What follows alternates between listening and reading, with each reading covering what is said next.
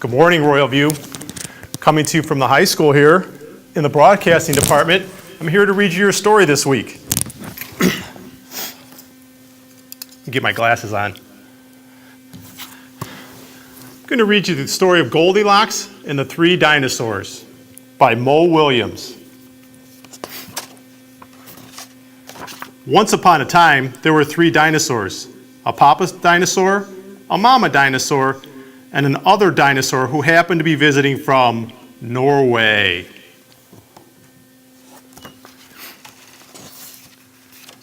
One day, for no particular reason, the three dinosaurs made up their beds, positioned their chairs just so, and cooked 3 bowls of delicious chocolate pudding at varying temperatures. "Oh boy," said Papa Dinosaur in his loud, booming voice, "it's finally time to leave and go to the, someplace." "Hee hee hee." "Yes," continued Mama Dinosaur, "I sure hope no innocent little succulent child happens by our unlocked home while we're, someplace else."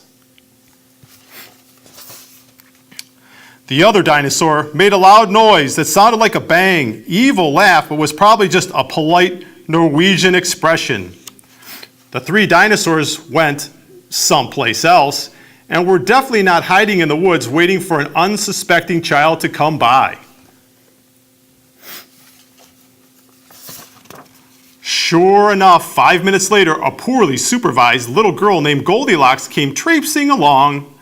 Just then the forest boomed with what could have been a dinosaur yelling, "Gotcha!" but I'm pretty sure it was just the wind.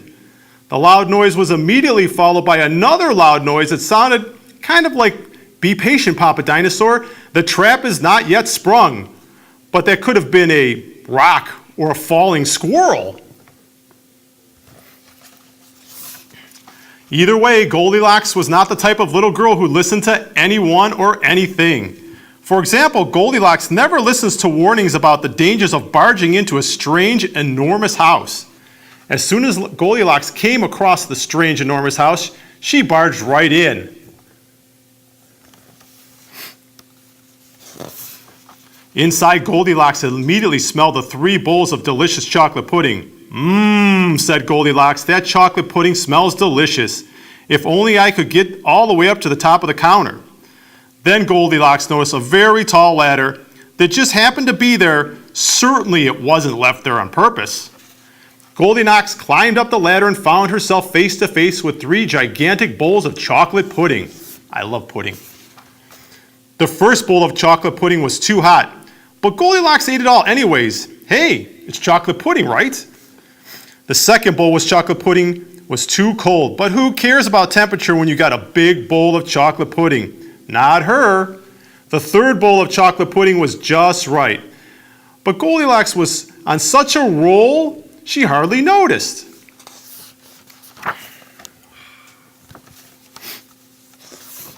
Soon Goldilocks was stuffed like one of those delicious chocolate-filled little girl bonbons, which, by the way, are totally not the favorite thing in the whole world for hungry dinosaurs.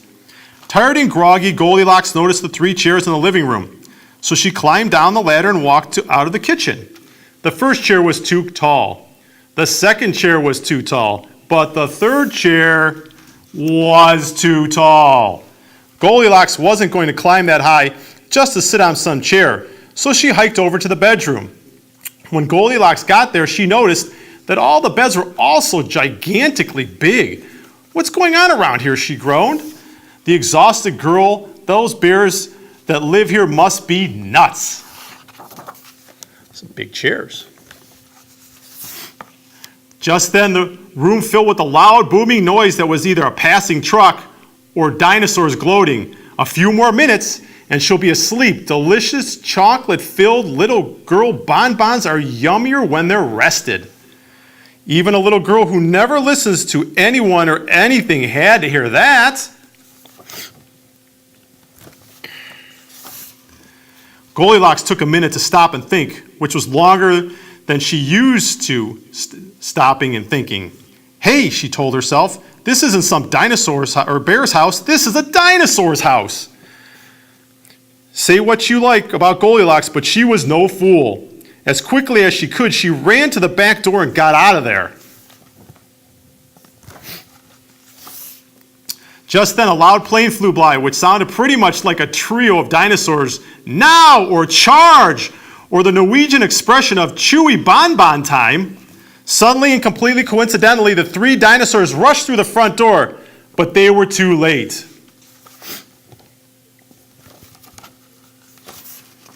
Goldilocks was gone, and all that was left in the house were three disappointed dinosaurs.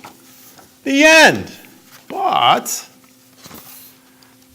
And the moral is, if you ever find yourself in the wrong story, there's the bears. And the moral for the dinosaur is, lock the back door. Well, Royal View, it was fun reading to you again. Hope to see you if you ever stop up at the high school. You can come and see me, and have a happy Thanksgiving.